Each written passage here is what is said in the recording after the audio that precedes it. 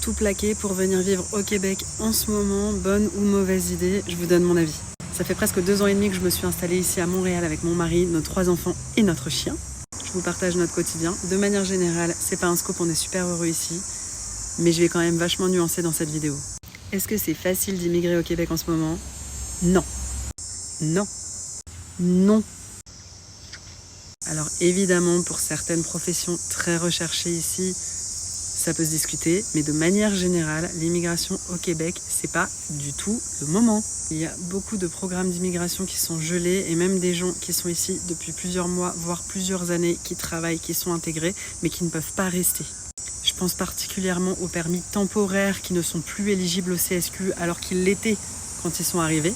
Je pense aux conjoints de personnes qui sont venues ici en permis de travail fermé qui n'auront plus le droit de travailler au Québec parce que leur conjoint ne fait pas partie des catégories pour lesquelles on permet encore aux conjoints de travailler.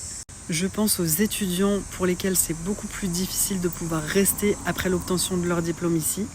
Donc sans rentrer dans les détails, puisque je ne suis pas conseiller en immigration, et d'ailleurs je me permets de rappeler que c'est une profession réglementée et qu'on ne peut pas s'improviser conseiller en immigration, donc faites attention à ce que vous entendez sur les réseaux.